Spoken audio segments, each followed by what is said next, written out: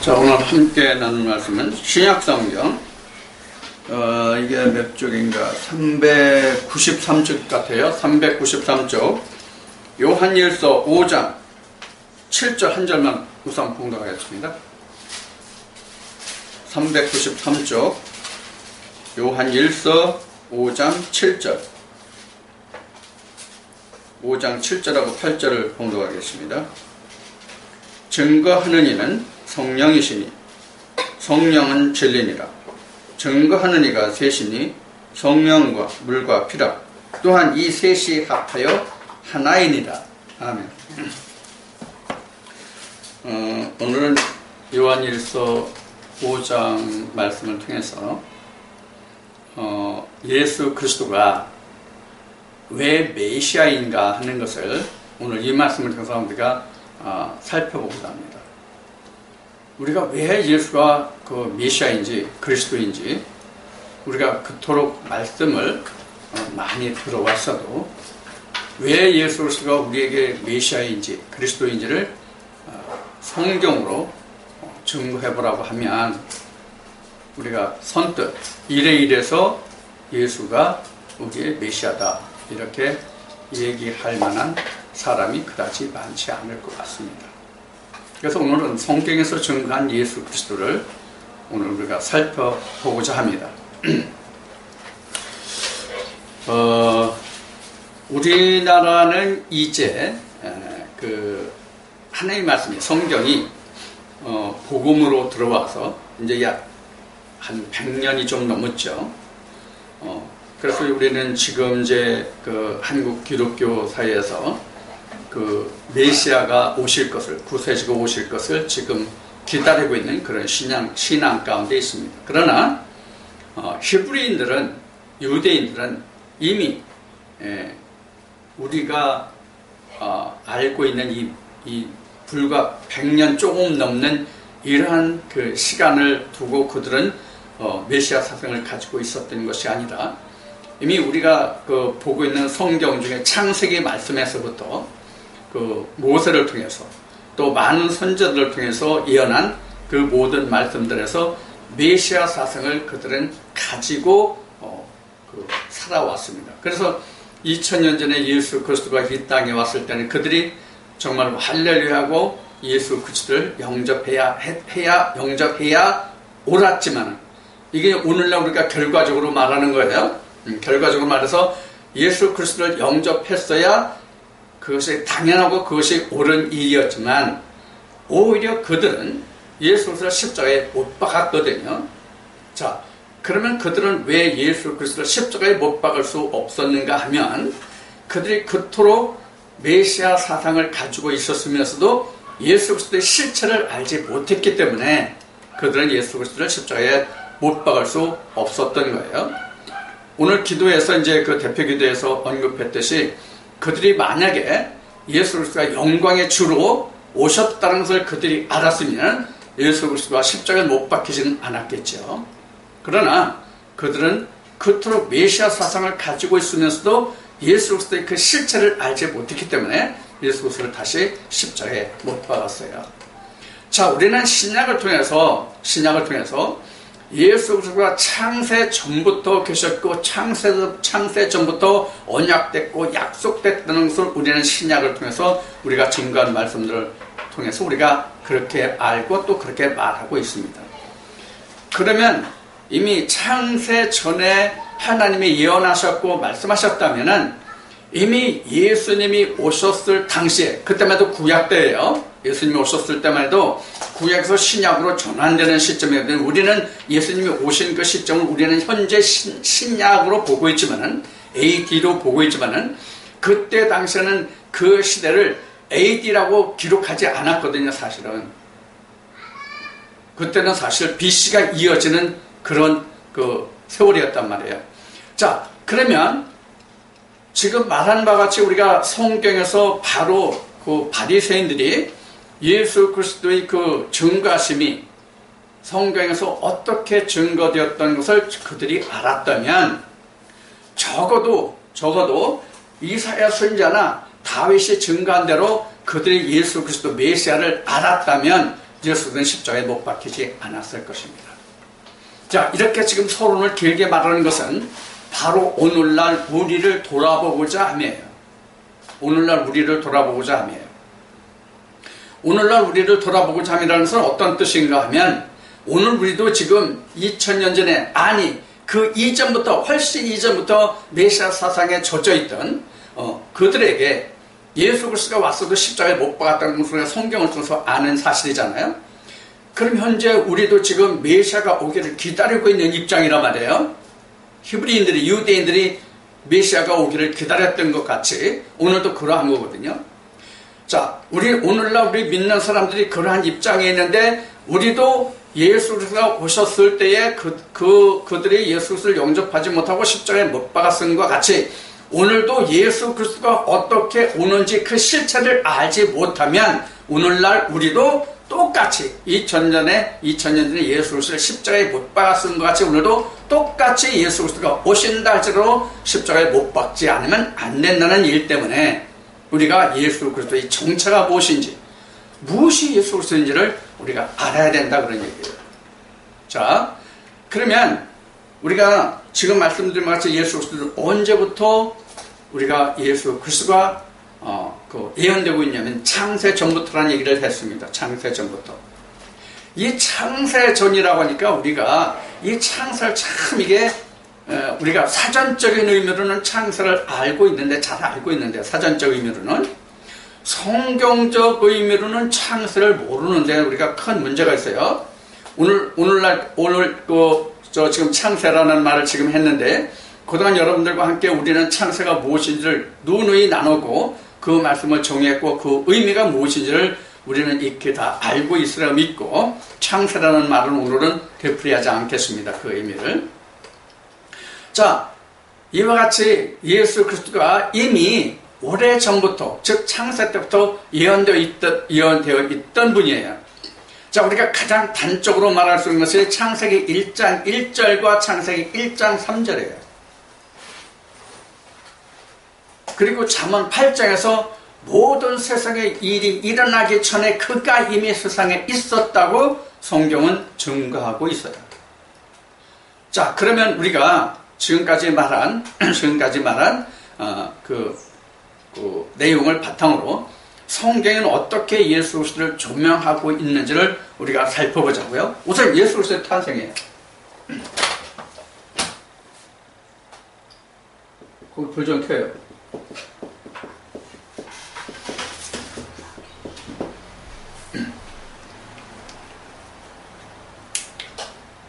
예수의 탄생이에요. 위에 거. 자, 예수의 탄생이에요. 자, 우리가 예수의 탄생은 그 공관복음에서 우리가 보아서 알겠어요. 예수의 탄생이 어디에서 탄생했어요? 베들레헴이죠. 베들레헴.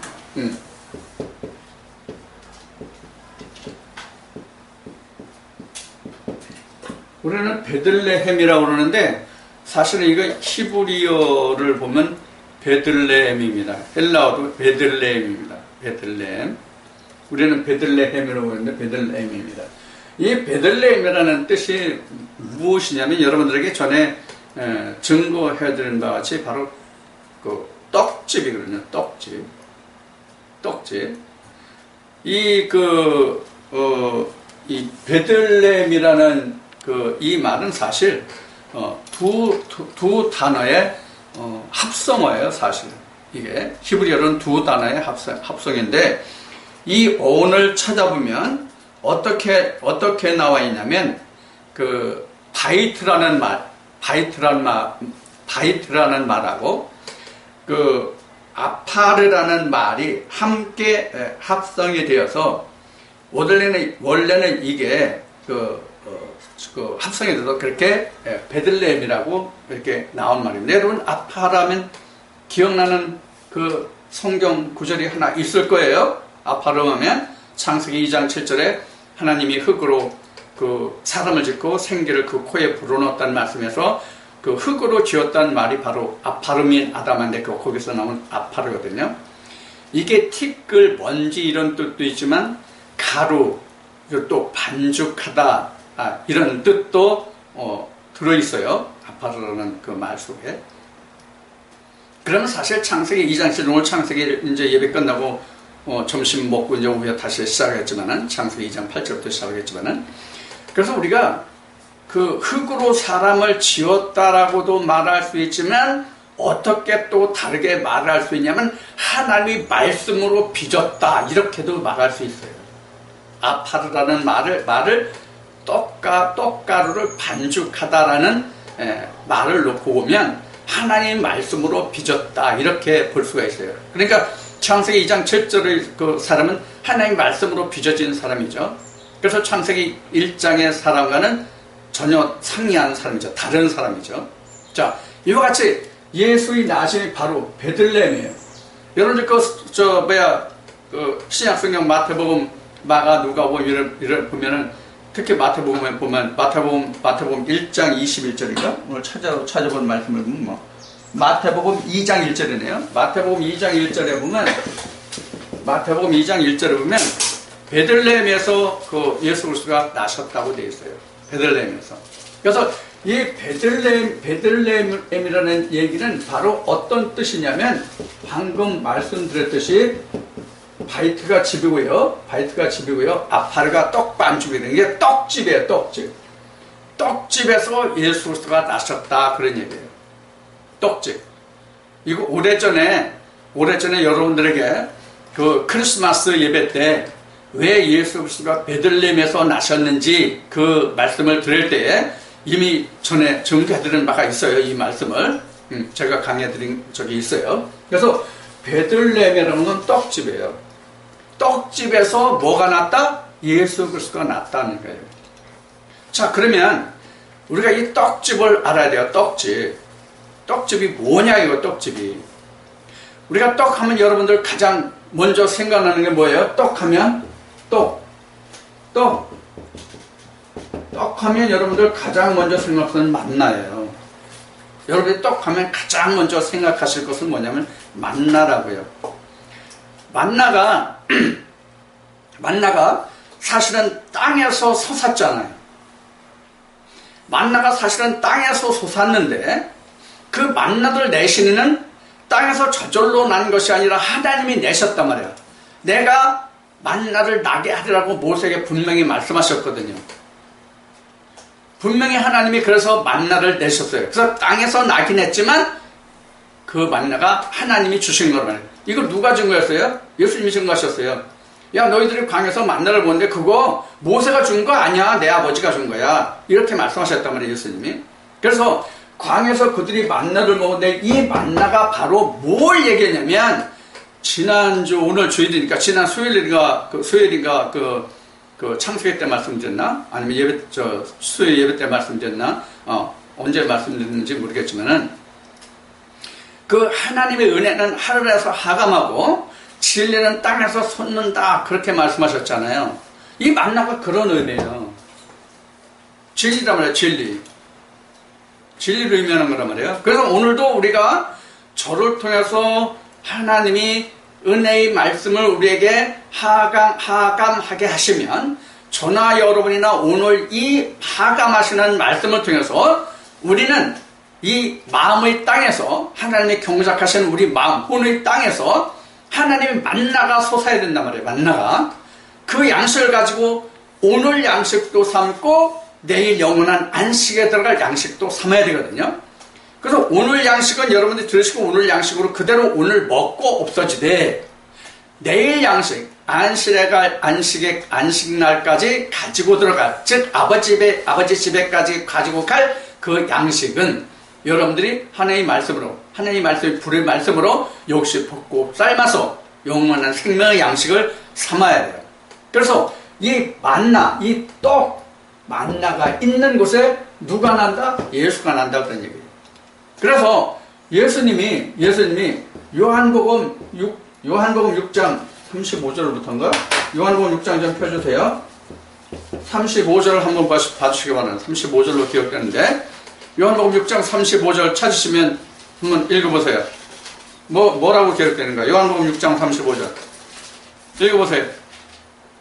빨리 먼저 찾아서 빨리 읽어요. 큰 소리로. 예수께서 가라사대 내가 곧 생명의 떡이니 내게 오는 자는 결코 줄이지 아니할 터요 나를 믿는 자는 영원히 목마르지 아니하리라. 아멘. 자, 생명의 떡하고 뭘 말해요? 생수를 말하죠. 영원히 목마르지 않겠다. 이렇게 얘기하죠. 자, 바로 지금 생명의 떡으로 오신 이가 누구냐면 나다, 그런 얘기예요. 예수님 말씀하실 때 생명의 떡으로 온 자가 나다. 그래서 예수님이 이렇게 말씀하시죠. 너희 조상들은 광야에서 만나를 먹어서 죽었지만 내가 너에게 주는 피와 살을, 내 피와 살을 먹고 마신 자는 영원히 죽지 아니하리라. 이 말을 들은 유대인들이 뭐라고 그랬어요? 요새 흔히 하는 말로 얘기하면 정신 나간 놈이라고 그랬죠. 예수님이 그 말 하시니까 그 제자들도 이 말을 못 알아들었어요. 그래서 그때 많이 웅성거렸죠. 사람들이 웅성거렸으면 그래도 괜찮아. 웅성거릴 정도만 됐으면 괜찮아. 근데 예수님이 내 피와 살을 너희가 먹지 않으면 나와 관계없고 아버지께로 갈 수도 없다고 이제 이런 말씀을 쭉 해 나가시니까 웅성거리는 정도가 아니라 사람들이 떠났다, 이렇게 기록하고 있어요. 요한복음 6장에는. 자, 그럼 제자들이 이 말을 알아들었을까요? 못 알아들었어요. 사람들이 그때 그랬어요. 저가 과연 누구간데 자기 피와 살을, 자기 살을 떼어주려나? 이렇게 얘기했어요. 여러분들, 이 결과가 뭐였죠? 예수님이 말씀하신 내 피와 살이 결과가 뭐였죠? 예수님이 말씀하신 내 피와 살이라는 결과를 제자들에게 보여주신 최후의 증거가 뭐죠? 만찬이에요. 만찬. 만찬 때 말씀하신 그쪽 음식 문화로 보면 빵과 포도주죠. 빵과 포도주를 놓고 이 빵은 내 살이요, 이 포도주는 내 피다, 이렇게 예수님이 말씀하셨잖아요. 자, 이것이 누구에게서 나왔다는 얘기예요? 내게서 나왔다는 얘기예요. 내게서. 자, 그럼 예수님이 말씀하신 내 피와 살이라는 게 궁극적으로 말하면 요한복음 어디에 있어요? 같은 요한복음 6장 어디에 있어요? 63. 요한복음 6장 63절에 있어요. 요한복음 6장 63절에 있다고요. 궁극적으로는 예수님이 하신 내 피와 살이 뭔지는 바로 요한복음 6장 63절에 있어요. 뭐예요? 내가 너에게 이른 말이 내 피와 살이라는 얘기예요. 이것이 영이다. 그래서 살리는 것은 영이고 육은 무익하다. 이 말씀을 결론으로 내시거든요. 요한복음 6장에서. 자, 그래서 성경에서 말하는 집은 예수 그리스도예요. 근데 무슨 집이에요? 떡집이라면 떡집. 그냥 집이 아니라 떡집이란 말이에요. 그냥 집이 아니라 떡집이에요. 그럼 떡집이라는 게 뭐예요? 예수 그리스도의 집이라는 얘기예요. 예수 그리스도의 집. 그래서 예수 그리스도의 집에서만 뭐가 나온다? 떡이 나온다? 곧 예수 그리스도가 나온다. 그 얘기예요. 자, 그러면 예수 그리스도가 어떻게 잉태하셔서 나오셨어요? 이 세상에? 어떻게 잉태했어요? 성령으로 잉태했다고 되어 있죠? 그 성령이 과연 무엇이냐는 거예요. 그 성령이 무엇이냐 하는 거예요. 성령이. 그 성령을 증거한 말이 어떤 말씀이냐면 요한일서 5장이에요. 자, 조금 전에 제가 봉독한 요한일서 5장 7절 8절을 봐주시기 바랍니다. 요한일서 5장 7절 8절. 요한일서 5장 7절 8절은 요한일서 5장 7, 8절은 뭐냐면 물, 피, 성령 이퀄 하나, 이런 얘기예요. 맞습니까? 그 요한일서 5장 7절 8절 보면은 피와 물과 성령에 관해서 기록하고 있는데 이 셋이 합쳐서 하나다라는 얘기예요. 저와 여러분들이 보는 성경은 지금 제가 다시 한번 읽을 테니까 한번 보세요. 이렇게 되어 있습니다. 7절. 증거하는 이는 성령이시니 성령은 진리니라. 증거하는 이가 셋이니 성령과 물과 피라. 또한 이 셋이 합하여 하나니라. 요 말씀만 있잖아요. 원래는 어떤 말씀이 있냐면 이는 하늘에서 증거하시는 이가 세 분이시니 아버지와 말씀과 성령이요 이 세 분은 하나이시니라. 이 말씀이 원래 들어있어요. 그런데 우리가 보는 성경에는 빠져 있습니다. 안 나와 있습니다. 우리가 현재 보고 있는 어느 성경에도 이게 안 나와 있습니다. 그런데 원래 성경에는 지금 이게 들어있습니다. 그러니까 땅에서 증거와 하늘에서의 증거와 같이 되어 있는 거예요.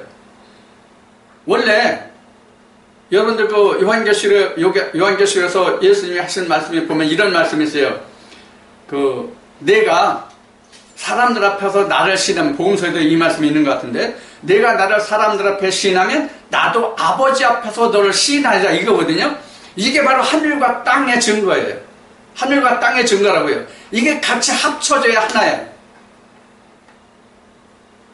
그런데 우리는 지금 제가 보는 성경이나 여러분들이 보는 성경이나 똑같이 기록되어 있어요. 피와 물과 성령, 이거 땅에서만 하는 거.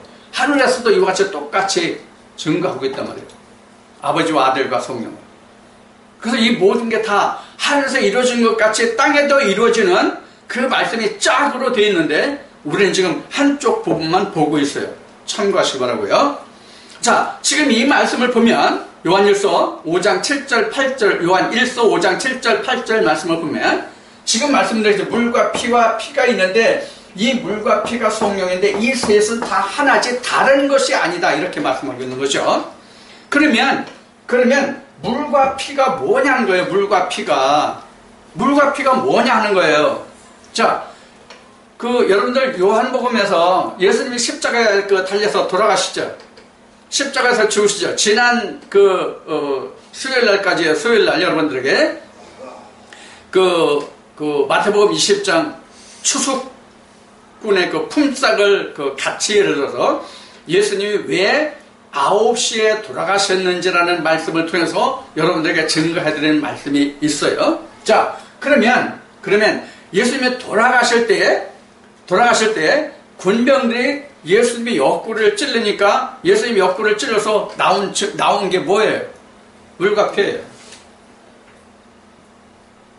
이게 요한복음 몇 장에 있느냐면 제가 찾아보니까 이게 요한복음 몇 장에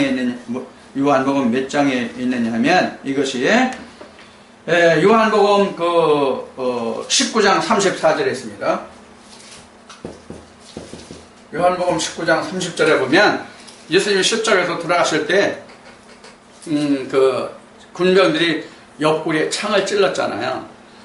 예수님 옆구리에 창으로 찔렀는데 그때 물과 피가 나왔어요. 여러분들 혹시 학교 다닐 때 학창시절에 우리나라의 불교가 전래된 그 내력을 혹시 들어서 기억나시는 것이 있나요? 여러분들 한국 불교를 생각하면 가장 먼저 떠오르는 게 뭐예요? 여러분들 학교 다닐 때 배우신 것 중에 이차전이 생각나죠? 이차전이 우리 기독교 용어로 말하면 어떻게 됐죠? 순교당했죠. 그때 이차전이 한 말이 뭐예요? 내 목을 쳐서 빨간 피가 다 나오는데 내 목을 쳐서 내 목에서 흰 피가 나오면 내가 한 말이 참인 줄 알고 믿으라, 이런 얘기를 했다고 그래요. 그래서 과연 이차전이 목을 쳤는데 무슨 피가 나왔다고 그래요? 하얀 피가 나왔대. 한국의 불교가 뭐 전래됐다나 뭐였다나 하는 말이 있어요. 그 이상은 나도 확실히 몰라. 하여튼 그런 말이 있어요.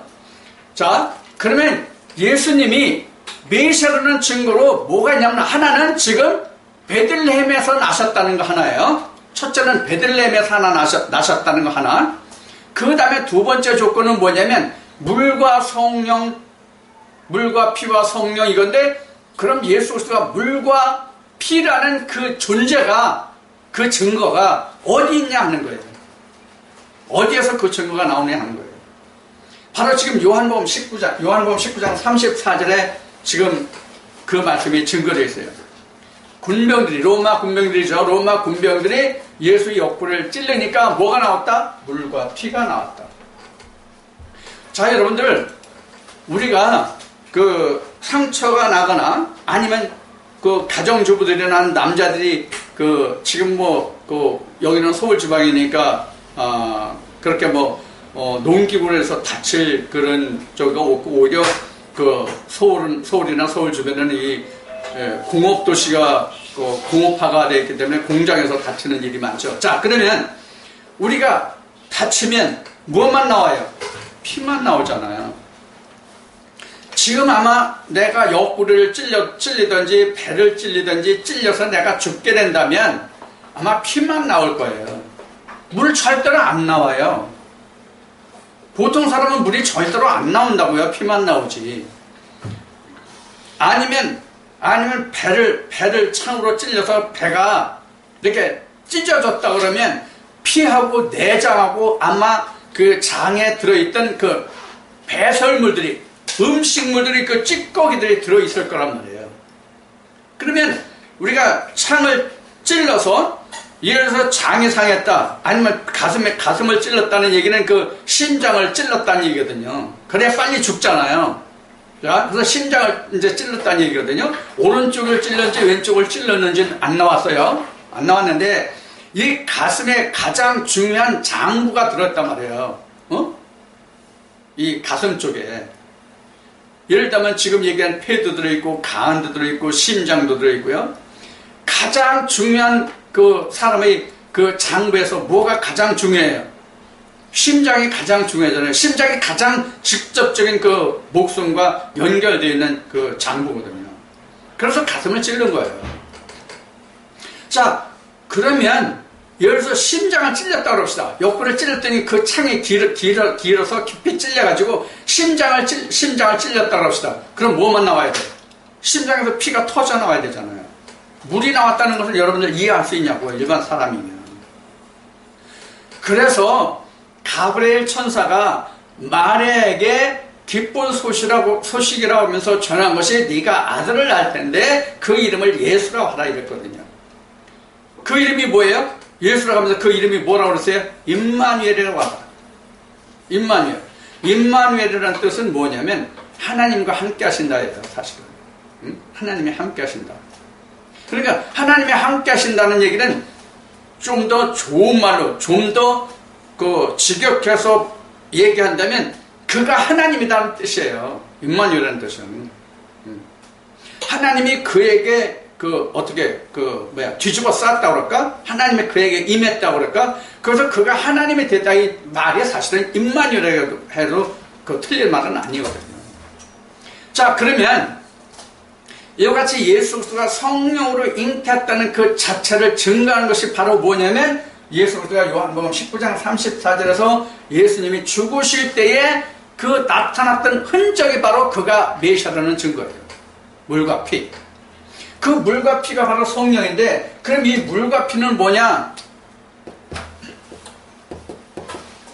따라 씁시다.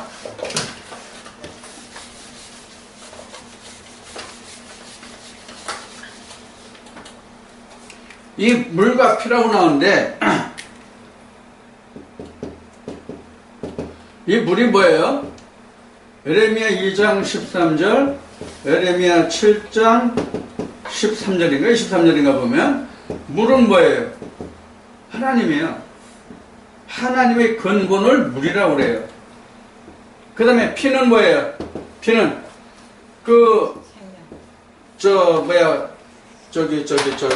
창세기 9장에 보면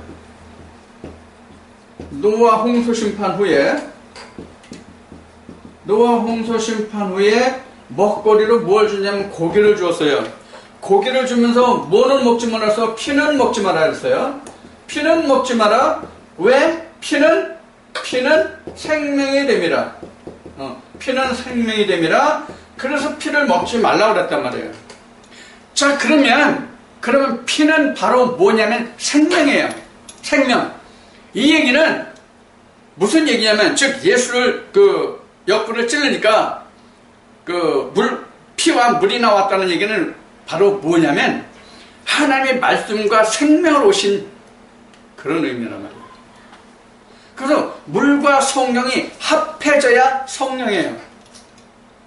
이 얘기는 다시 얘기하면 본문과 진리가 함께 합쳐져야 그게 생명 피가 된다 그런 얘기예요. 그게 성령이 된다는 얘기예요. 그러니까 성령은 곧 뭐예요? 성령은 곧 뭐예요? 생명이에요. 성령은 예수라고요. 물만 가지고도 성령이 될 수 없고 피만 가지고도 성령이 될 수 없단 말이에요. 즉 율법 없는 진리 없고 진리 없는 율법이 없다 그 얘기란 말이에요. 그래서 예수님은 물과 피의 합일체란 말이에요. 결코 돌이 아니란 말이에요. 자, 바로 지금 예수님이 그 물과 피로 즉 성령으로 오셨다는 요한 1서의 증거가 바로 예수님이 십자가에서 돌아가실 때 그 증거를 나타내 보셨단 말이에요. 나 이렇게 온 사람이야. 누구한테 보여준 거예요? 바리새인들한테 보여준 거예요. 곧 내게 보여준 거예요. 바리새인들이 네가 요셉의 아들이지 어떻게 하나님의 아들이냐, 어떻게 네가 성령으로 온 자냐라고 비판했잖아요. 그래서 그를 십자가에 못 박았잖아요. 그들에게 예수님이 보여주신 거예요. 자, 그래서 요한복음 19장에 가면 어떤 말씀이 기록됐냐면, 이 되어진 결과를 보고 그 백부장들이 이는 과연 하나님의 아들이었다, 의인이었다라는 증거를 해요. 그런데 참 안타까운 일이 있어요. 어떤 안타까운 일이냐. 이것을 유대인들이 다 이것을 목도하고 아는 것이 아니란 말이에요, 이게. 응? 누구나 다 목도했던 그런 일이 아니란 말이에요. 로마 사람들은 업차치하고 유대인들 자체도 이걸 다 알지 못했단 말이에요. 유대인들 자체도. 자, 유대인들 그들 모두도 다 알지 못했다는 얘기를 오늘 우리에게 접목시키면은 기독교인들조차도 다 그걸 몰랐다는 얘기예요. 그 사실을. 자, 오늘 예수 그리스도가 그 메시아인 것을 오늘 왜 우리가 알아보자고 앞에 서두에 말했어요? 오늘도 우리가 메시아를 기다리는데 그가 어떤 형체로 오는지를 모르면 우리도 똑같이 십자가를 못 받기 때문에 우리가 이 사실을 알아보자는 데서 지금 말씀드리는 거잖아요.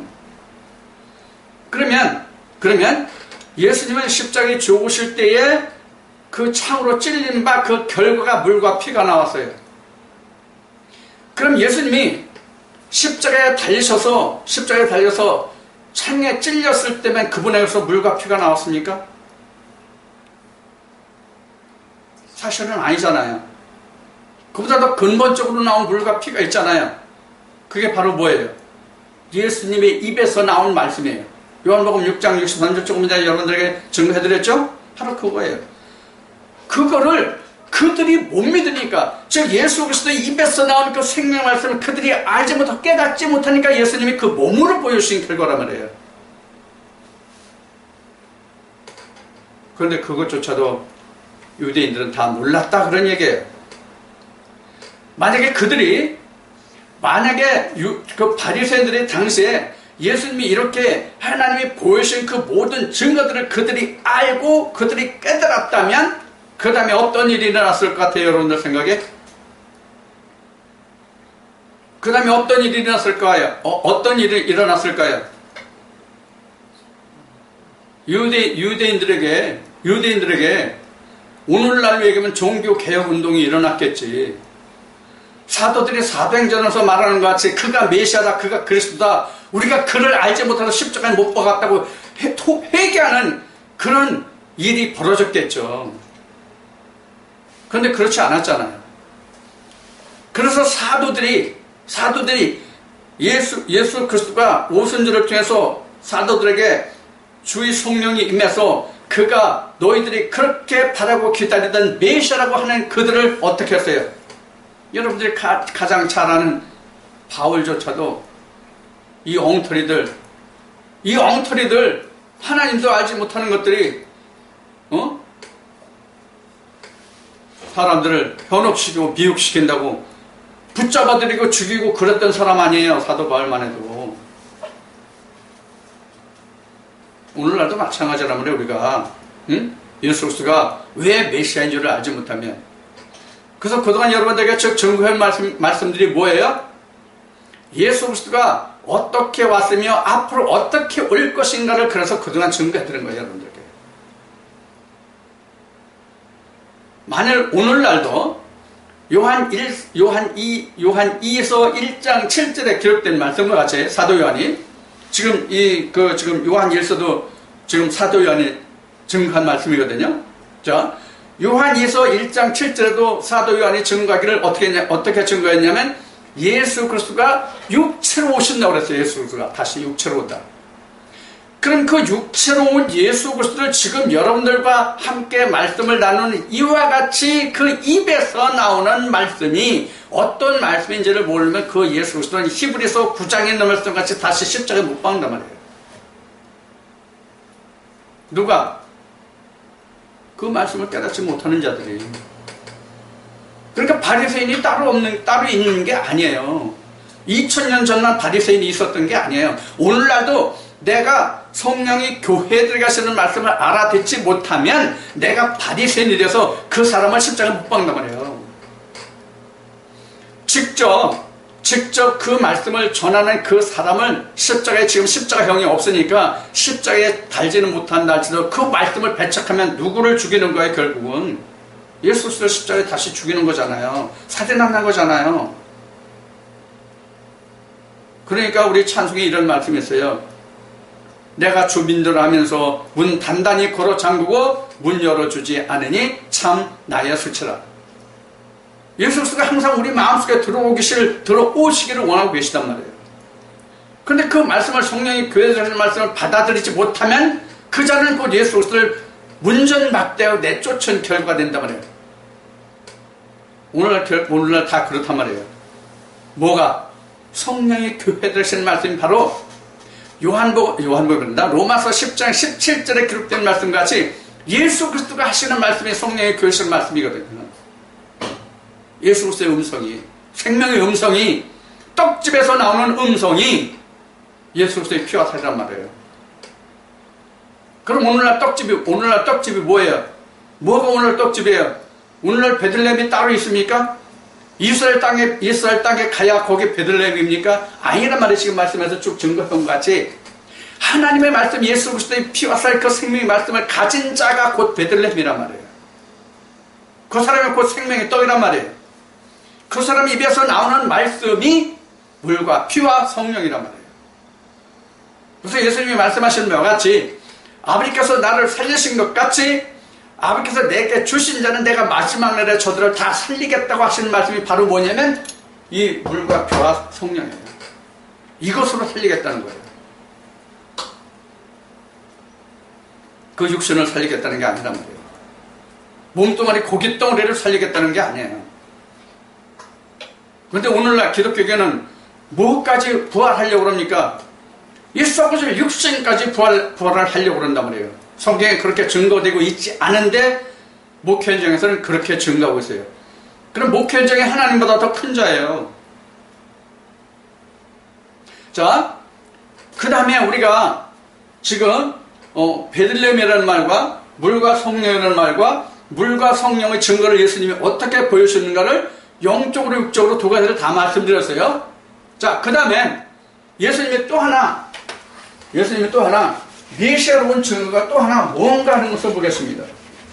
물과 피라는 것을 물과 피로 임하셨다는 그 증거를 또 하나 보겠습니다. 세 번째입니다. 세 번째 뭐냐면 지금 여러분들 요한복음 19장 23절을 볼 텐데요. 요한복음 19장 23절 펴보세요.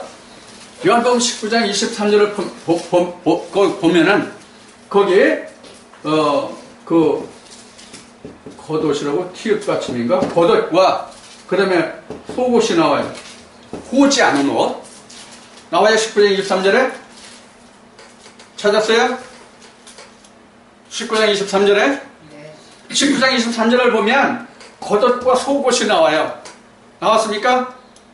겉옷이라고 나왔어요? 뭐라고 나왔어요? 속옷하고 또 호지 않은 옷? 그렇게 나왔나? 속옷과 호지 않은 옷이에요? 뭐예요? 겉옷과 속옷이에요? 뭐예요? 읽고도 몰라. 읽어보라니까. 겉옷이라는 그 단어는 없는데요. 네. 그럼 뭐로 나오세요? 호지. 제비 뽑은 게 뭐예요? 내구탱이 찢어서 제비 뽑은 게 어떤 옷이에요? 한 기씩 없고 이렇게 나왔어요. 아, 그러니까 그게 무슨 옷이냐고. 겉옷이요, 겉옷. 겉옷이잖아요. 네. 그 다음에 요거 겉옷 네 깃을 찢어서 이게 제비 뽑았잖아요. 그렇죠? 네. 제비 뽑았어요. 그 다음에 또 하나는 뭐예요? 속옷. 속옷이잖아요. 네. 그렇죠? 자, 속옷이에요. 속옷은 호지 않은 옷이에요.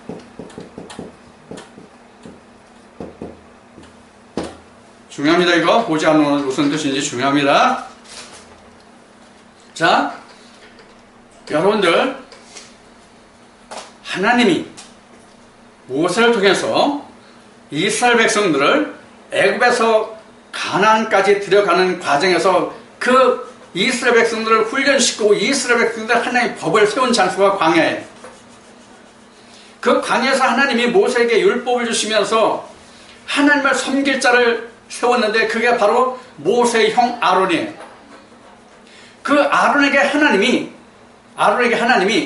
대제사장 직분을 주면서 그에게 항상 하나님 앞에 나갈 때, 그러니까 성소에 나갈 때 입을 옷을 지어줬는데 그게 바로 뭐냐면 겉옷이에요. 일종의 예복이죠. 하나님 앞에 나갈 때 입는 예복이에요. 이것을 이 겉옷을 뭐라고 하냐면 히마티온이라고 그래요. 히마티온. 그럼 이 히마티온은 뭐가 근거가 되어서 대제사장에게 그 옷을, 히마티온이라는 옷을 입게 했냐면 율법이에요. 그러니까 이 히마티온은 어디에서 나오냐면 그 근거가 율법이에요. 그래서 이건 물이에요. 히마티온이 물의 상징이에요. 그러니까 섬기는 예법으로 나갔던 옷이 바로 히마티온이란 말이에요. 이게 물이란 말이에요. 겉옷. 그 다음에 예수님의 속옷은 호지 않았잖아요.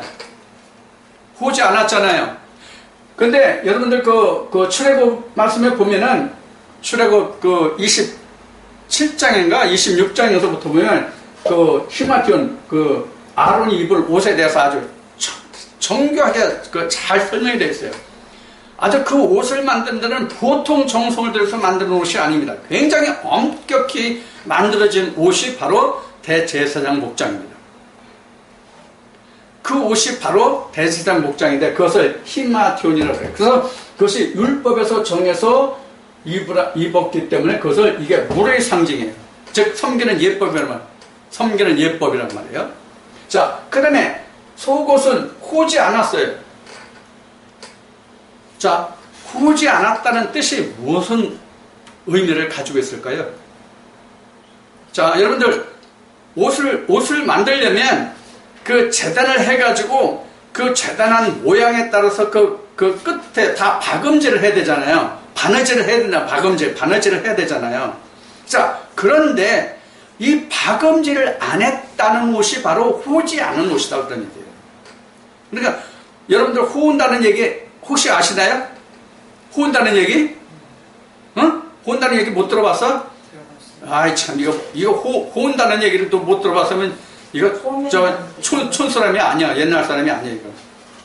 이게 호운다는 얘기는 뭐냐면 사실은 정교한 바느질이 아니라 그냥 대강 그냥 실로 그냥 그 듬성듬성 꿰매 나가는 거 이것을 호운다고 그래요 사실은.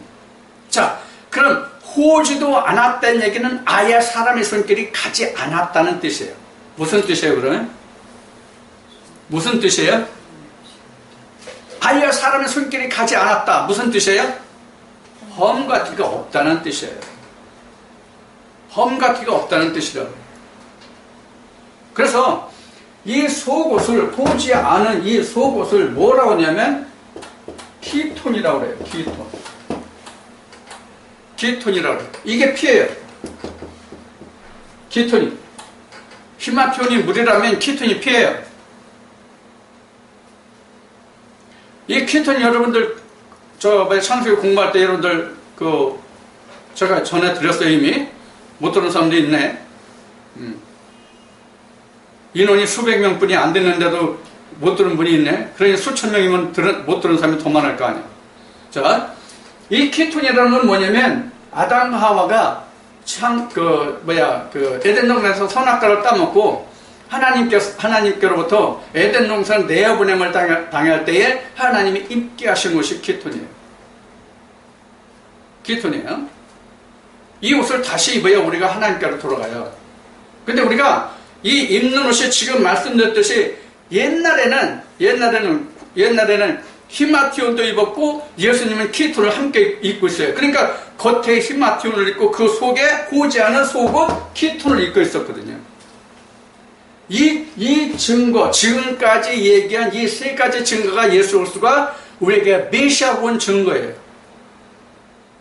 그래서 예수님은 말씀으로 모든 것을 보여주셨고 몸에서 나오는 피와 그 물이니까 배설물은 아니고 그 몸에 가진 것으로 보여줬고 이쁜 것으로 보여줬고 세 가지로 다 보여줬어요. 예수님은. 그래서 그가 우리에게 메시아임을 이런 모양 저런 모양으로 다 보여줬어요. 그런데 우리가 이걸 몰라요 지금. 그런데 우리가 이걸 모른다고요 지금도. 이걸 모르면 우리도 지금 뭐예요? 바리새인이에요. 이걸 모르면 바리새인. 어떤 의미에서 지금 여러분들에게 바리새인이라고 말씀을 드려요? 예수 그리스도를 잡아 죽일 자가 된다는 얘기예요. 예수 그리스도를 십자가에 못 박게 할 자가 된다는 뜻으로 지금 바리새인을 말씀드리는 거예요. 바리새인이 따로 있는 게 아니에요. 앞에 방금 말씀드렸듯이 성령이 교회들에 가시는 말씀을 듣지 않고 배척하면 예수 그리스도를 십자가에 못 박는 자예요. 자, 지금까지 여러분들 성경을 통해서 지금 예수 그리스도가 2000년에 오신 예수 그리스도가 왜 우리에게 메시아가 되는지 그 증거들을 찾아봤어요. 그런데 이 증거들은 사실 지금 신약에 증거된 것들만 여러분들 지금 세 가지로 지금 말씀을 드렸거든요. 그래서 베들레헴이라는 것도 사실 신약에서 예를 들자면 베들레헴이 벌써 구약 때부터 있잖아요. 구약 때부터 베들레헴은 사실 이스라엘 지방의 한 고장의 이름이에요. 베들레헴은. 근데 우리가 신약에 증거된 말씀같이 베들레헴에서 누가 낳냐면 예수 그리스도가 낳단 말이에요. 아기 예수가. 자, 이 증거는 바로 뭐냐면 오늘날도 떡집이 아니면 베들레헴이 아니면 예수 그리스도가 즉 생명이 하나님의 영생이 그 구원이 나지 않는다 그런 얘기예요. 이해가 되셨죠? 그래서 오늘날도 우리가 교회마다 다 베들레헴이 돼야 되는데 교회마다 베들레헴이 아니란 말이에요. 그래서 성경에는 이런 말씀이 있어요. 불이 켜진 게요, 불이 켜지지 않은 게, 불이 꺼진 게. 그리고 너희가 성벽을 살펴서 후대에 전하라. 이런 말씀이 있어요. 바로 이 말이 뭐냐면 이것이 정녕 하나님의 집인지 아닌지를 너희가 살펴보라는 얘기예요. 그래서 후대에 전하라는 얘기예요. 자, 하나님의 예레미야를 통해서 이런 말씀을 하세요. 여러분들에게 이거 귀가 따갑도록 말씀을 드렸지만 하나님이 예레미야를 통해서 뭐라고 말씀하시냐면 내가 유다와 예루살렘을 빨리 왕래해가지고 그냥 천천히 다니지 말고 빨리 왕래해가지고 유다와 예루살렘에서 하나님의 공의를 찾는 자, 공의를 찾는 자. 자, 공의가 이겁니다. 공의를 찾는 사람 단 한 사람만이라도 있으면 내가 유다와 예루살렘을 바벨론의 몽둥이로 그들을 치리하고 그들을 벌주고 그들을 멸하기로 한 내 뜻을 돌이키겠다. 이렇게 말씀하셨거든요. 이거 여러분들 참 귀담아 들어야 됩니다. 정말 깊이. 이게 뭔 말이냐면 이런 얘기예요. 성령이 교회들에 가시는 말씀을 아예 찾지도 않는 자를 그렇게 멸하시겠다는 거예요. 성령의 교회들에 가시는 말씀이 곧 뭐냐면 물과 피란 말이에요. 그것이 성령이 된단 말이에요. 생명이 된단 말이에요. 구원이 된단 말이에요. 예수님이 바리새인들에게 이렇게 말씀하셨잖아요. 너희가 성경을 통해서 영생을 얻는 줄 알고 너희가 성경을 상고하는데 그 성경에서 말하는 영생이 곧 나에 관한 기록이다 이렇게 말씀하셨어요. 그게 바로 물과 피란 말이에요. 그럼 오늘날은 우리가 성경을 통해서 물과 피를 잘 아냐고요? 물과 피를 잘 알면 오늘날 교회가 이렇지 않겠죠? 답은 여러분들이 내주세요. 자, 이와 같이 우리가 지금 이제 신약에 나타난 말씀만으로 그 세 가지를 예를 들어서 예수 그리스도가 우리에게 왜 메시아로 오신 증거가 됐냐는 것을 우리가 찾아봤습니다. 첫째 뭘 찾아봤죠? 첫째는 뭐로 찾아봤죠? 베들레헴. 그러면 뭐로 찾아봤죠? 물과 피. 물과 피는 요한복음 6장을 통해서 말씀을 드렸습니다. 그 다음에 요한 1서에서 말씀을 드렸습니다. 그 다음에 또 세 번째로 증거된 게 뭐였어요? 겉옷과 속옷. 그리고 예수 그리스도께서 십자가에 달려서 창에 찔려 돌아가실 때 거기에서 피와 물이 나왔다는 것. 이게 예수 그리스도가 성령으로 오신 증거가 된다는 거예요. 자, 이 셋을 다 합하면 뭐예요? 베들레헴과 예수 그리스도가 십자가에서 죽으신 것과 그 물과 피 옷과 포함해서 그 다음에 지금 말씀드린 이 세 가지를 다 합하면 결국이 뭐예요? 물과 피예요. 그 세 가지 예를 다 들었지만 그 세 가지 예가 다 바로 물과 피라고요. 자, 그러면 다시 정리해서 물과 피는 결국 뭐라고요? 예수님 그 몸에서 나온 그 물과 피가 중요한 게 아니에요. 예수님이 입고 계셨던 그 히마티온과 키톤이 중요한 게 아니에요. 그럼 가장 그 중에서 중요한 게 뭐예요? 떡집이에요. 떡집에서 나오는 말씀이 무엇인가 하는 거예요. 요한복음 6장 63절 말이에요. 이게 가장 중요하단 말이에요. 요한복음 6장 63절의 말씀이 무슨 뜻인지를 알면 그가 바로 지금 떡집에 있는 자예요. 그래서 성경이 이렇게 증거하고 있죠. 바울이 한 떡에 참여한 자라. 바울 서신 혹시 보셨나요, 여러분들? 에베소서 말씀인가 어디에 있어요? 한 떡에 우리가 참여한 자라. 그 한 떡이 곧 예수 그리스도예요. 그게 오늘 여러분들과 함께 나눈 뭐다? 물과 피다. 이 둘이 합해서 성령인데 이 셋이 다 같은 거다. 이 셋이 합해서 다 같은 것이라는 얘기는 무엇이냐면 하나님의 말씀 속에, 즉 성경 속에 예수 그리스도가 들어있다는 얘기예요. 이게 물과 피예요. 오늘 여러분들과 함께 왜 예수 그리스도가 우리에게 메시아인가 성경적인 증거를 세 가지를 들어서 여러분들과 함께 나눴습니다. 그럼 여러분들 오늘날도 이렇게 성경에서 증거한 바와 같이 핵심적인 답은 요한복음 6장 63절이라고 말씀드렸고 요한복음 6장 35절에 기록된 예수 그리스도의 그 입에서 나오는 생명의 말씀, 그랬을 때 피와 살이라고 하는 그 말씀이 곧 뭐냐면 성령 생명이다 그러는 거예요. 오늘 여러분들 오늘 이 말씀을 통해서 여러분들에게 지금 함께하고 있는 메시아는 어떤 모습인가?